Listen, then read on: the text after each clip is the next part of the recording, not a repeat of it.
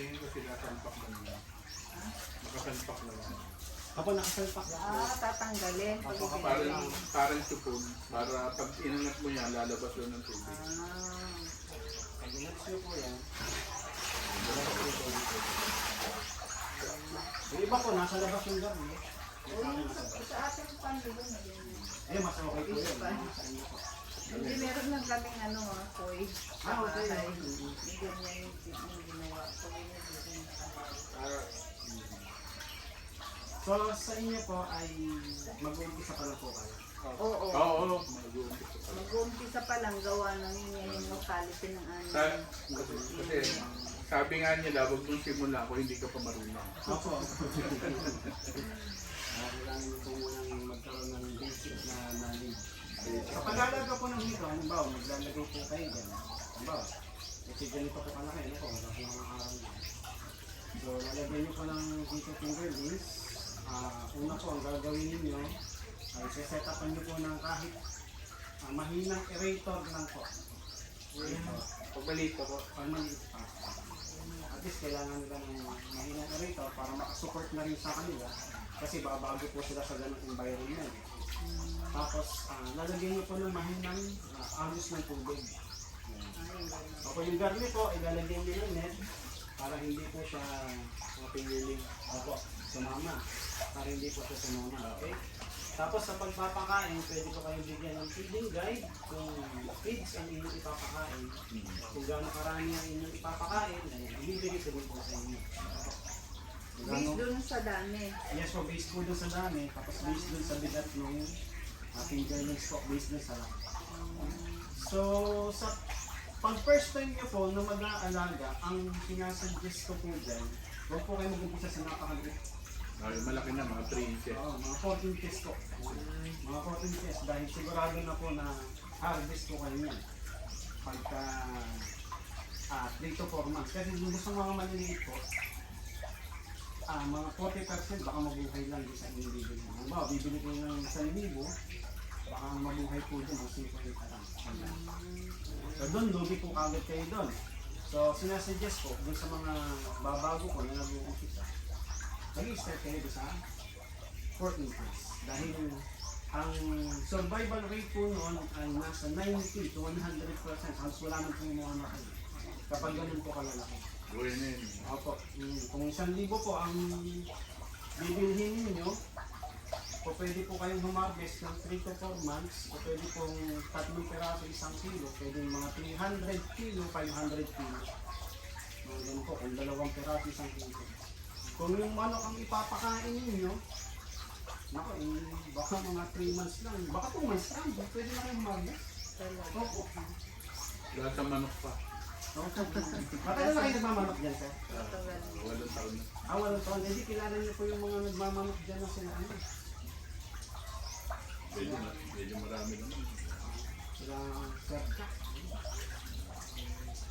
Ano po ba yung indication na parang ready na po yung harvest? Di ba mayroon niyang then Sa timbang lang kami. Sa timbang. may Ang, sweet spot?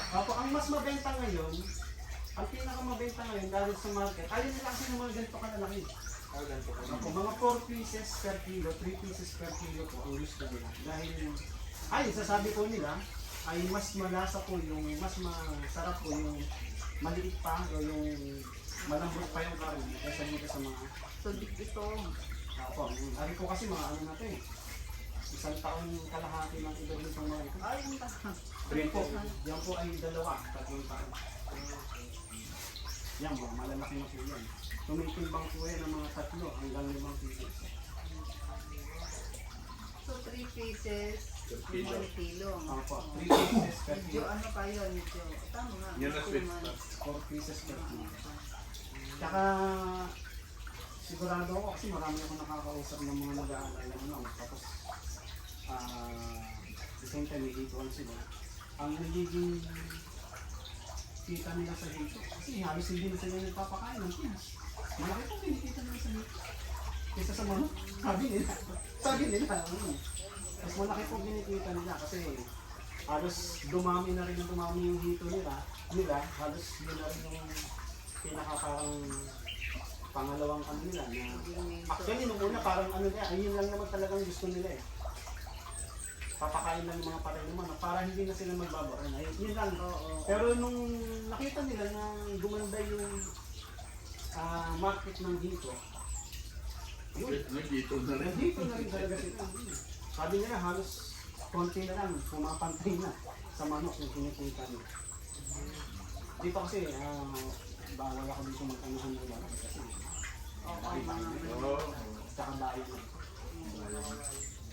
Ayun, maganda po yung inyong lugar.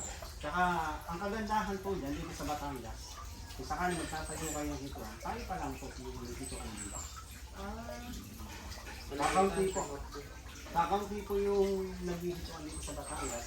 Kamusta ang market dito sa atin? So, actually, kulang pa ako. Kulang pa.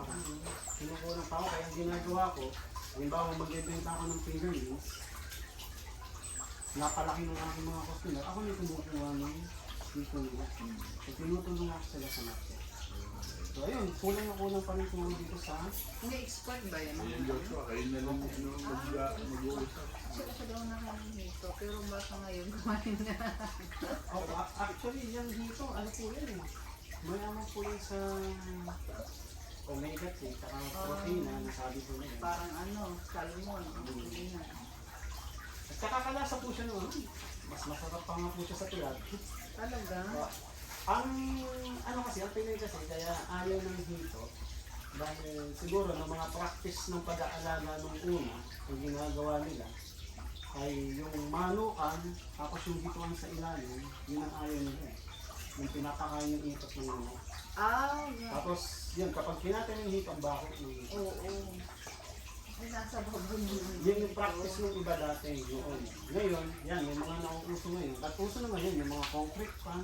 Saan mo inaano sa mo dinidispo dito? Diyan po sa bagong palengke, sa lumang palengke. Halos Dito nila sa atin. City Mart po, sa akin dito na ako. Okay. Sa mga So yun, kapag minsan wala akong naibigay sa City Mart. Kasi kulang na kulang pa. Ano naman, marunong na kumain ng ang mga kabayan ng dito. Marunong na. Pero, ayun, nakikilala na pong hito. Kasi kalimitan doon sa norte yung ano dito. Opo, yan, malakas po yan sa norte. Lalo doon sa parteng Pangasinan. Oo, yan. Pampanga. meron pa nga dito festival. Dito festival sa Bulacan po. Oo, sa Bulacan. Sa Bustos. Nakakatin ka doon. Ay, hindi po. Maggawa tayo rito ng sariling dito sa Opo, dito sa Batangas. Sa Batangas.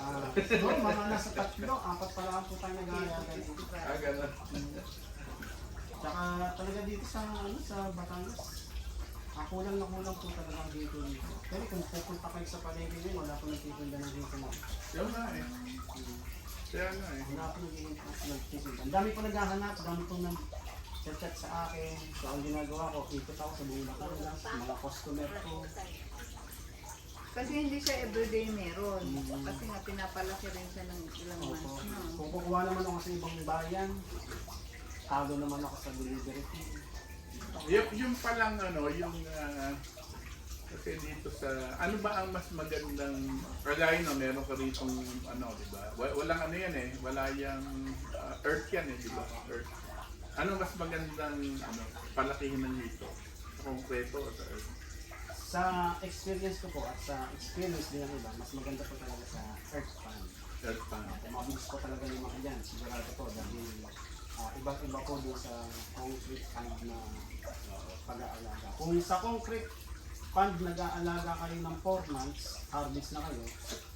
Sa earth pond, mga 2.5 ng harvest na. Ganun. Iba po talagang pag-aalaga sa ano. So po pwede rin magpahukay ng ano, para sa ito. Yes po, pwede pa rin. Kaso man lang ano, Kung minsan, medyo hanapin yung lugar eh. Natutuyo sa atin eh. Natutuyo. minsan sa isang araw siguro, baka pwede ba akong bumisita sa inyo? Oo, diba? Bukas, nandun kami. Hmm. Sa pan. Naging po kayo. Pwede Every i-guide ka. Saturday kasi kami nandun. Nabisita ko kayo sa naman. Ayun, may tanong ka dyan. Hindi po kayo diretso doon. Yan. Pwede rin. Hmm. Pwede rin. Malapit na may ibaan. Asan ba nga naman? Oh, lalo, lampas ka lang ng iba. Dito Rosario na na naman yun. tayo. Dito tayo sa kanto. Ganyan. Yung paano po ba yung stocking rate? Idea. Sa concrete pan po, pag mga 4 inches, pwede po kayo mag-alagay din ng mga 30 to 50 pieces per square meter. So yung doon po sa inyo, malaki, nakita ko. Pwede po kayo magpalaki. Gano'n po pala kataas yung tubig niyo? 1 meter. 1 meter. Pwede pa po itaas yung hindi. Pwede naman po, pero Hindi masyado. hindi naman masyado. Kung 1 meter, pwede po kayo mag-alaga din ng mga malaki po yun. Kasi nakita ko. Actually, may expansion siya doon sa kabila. Eh, sabi ko, huwag nyo saka na, tingnan muna natin ang market. Ako, dito sa market. Dadayusin ko pa kayo kapag kayo nakapalaki. Yung tubig ba nilalagyan ng asin o probiotic? Ano mga ganun? Asin po, yun po ay ginagawa lang kapag may sakit na. So nagkakaroon po ng sakit ng isda kapag yun, sabi ko sa inyo, ay naka-stack po yung tubig. Okay. So mga 7 months, 7 days, yan, kakasakit na po yun. Dapat pala. Ano ang karakteristik ng tubig? Siyempre, meron salinity yan, may temperature, may solid content, may mga ganun yan, di ba? Opo, pero Pero ano, dito hindi maselan eh. hindi po masailan eh. Sa hindi kagaya ng tilapia masailan. Kaya hindi nyo Ito, siyempre solid, wala. Favorite nga nila yung dumi. Diba? O, so, sa temperature ng tubig, sa temperature, wala naman pong problema sa mga hito. Sa mga maano lang po, sa mga maliliit lang po, at least dapat mga 27 to 30 degrees Fahrenheit. Degrees Celsius. Celsius. So, medyo ano pala. Dito kapag mga malalaki na po, Tama lang. kapag malalaki na po, hindi na po yan sila masela. Ang iingatan nyo lang po, yan pala, ang iingatan nyo lang po sa pag-aalaga ng dito, at least dapat mga 15 days to 20 days, magsasizing po kayo. Okay, yung mga maliliit po ay ihiwalay nyo sa malalaki. Dahil, Kakainin. opo, dahil kapag kumain po yan sila, tapos maya-maya gutom na naman yan, makita nila yung katabi nila na maliit. Maliit. Susubuhin po niyo yan. Bo- Yan. Opo. Kapag hindi niyo po ginawa yun sa loob ng isang buwan, 1,000 nyo, halimbawa, na hito finger doon sa loob, o pwedeng maging 800 na lang po yan. Pero magdodoble naman kasi nandun sa kabila isang hito eh. Opo, kaso, Nilunok.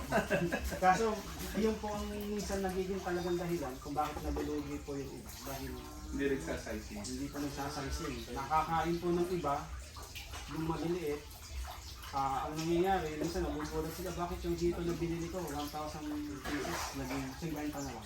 Masarap Pero yan. malalaki. Masarap yan sa ginataan. Ginataan. Ginataan. Ginapang. Gabi. Eh, patulad nito ay nakatalas. Sa akin, hindi nakatalas. Nagagasgas. Sa inyo po, doon po sa inyo, Breeder to eh. ang gagawin nyo lang po, kahit ganito lang po kakinis, kahit hindi nyo na po italas, kasi ginawa ko lang naman po yung tiles, para lang naman po sa paanakan. So hindi ko naman po, hindi ko po sinasuggest na gawin nyo po yung pagka-tiles dahil magastos po yan. Ako po. Pero hindi naman magtatagal. Magiging madulas yun. Ako po, magiging madalas din po. Ako maglulumot din. Maglulumot yun eh. Yung babae. At least ano lang po, makinis lang po yung pader para hindi po sila magasgasan, hindi sila masugatan. Kasi yan, wala naman pong kaliskis yan. Konting pudlot po yan, sugat na po yan. So every other day.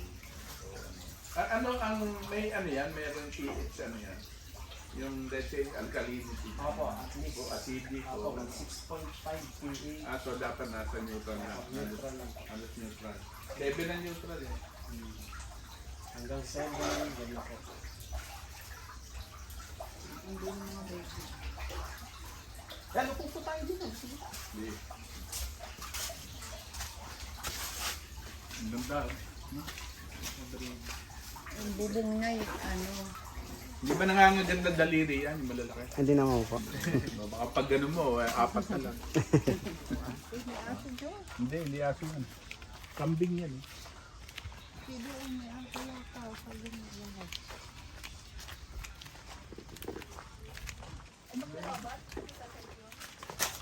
Yan po yung ating earth pond. Yan. Yan po sa kabila, mga fingerlings po yan. Ito dito. Yan po, dyan mga breeder po yan. Ayun, yung isa, inaayos ko pa lang po. So ito, buti wala akong yung hindi mo na nilagyan ng, nakaka, sila ng tubig. Opo. Isang metro po ang lalim po niyan. Ha? Isang metro po. Ito daw ang lalim. Aba.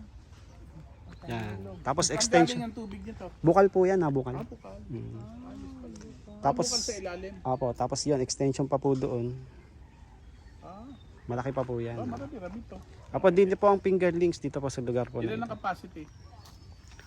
Actually, pang breeder ko lang po itong side na ito eh. Buti Yan po, yung bukal dito. Opo. Ilang years na po ito? Naku, wala pa ako, nandito na po ito eh. At actually, ito po ay bangusan dati. Ah, Opo. Yun po kasi dagat na yung kabilang yun. pero hindi naman ito yung nagsanib na Brackish po. Brackish. Sanib po ng tabang ng tsaka tabang at alat. Opo. Kaya Kaya yung- nga rito ang bangus. Kaya yung isda po dito talagang malalasang alat po. Paano mo inuhuli? Net. Net po. Opo. Kasi nandun yan sa lupa, di ba? Yung mga isda. May ano yan. Ayan o, yung mga... Yan, sa susunod po, extension po doon sa kabila, doon sa malayong yun. Malaki pala na mahituan. So yung inyo po, pwede nyo pong gawing earth pan din po. Earth pan, tapos kung gusto nyo po ay pader, yung tagiliran. Actually meron pa dong yung nakita mo, may mga area ko do identified. Apo. Dito tayo sir, mainit po dyan sir. Kaso nga lang hindi ko pa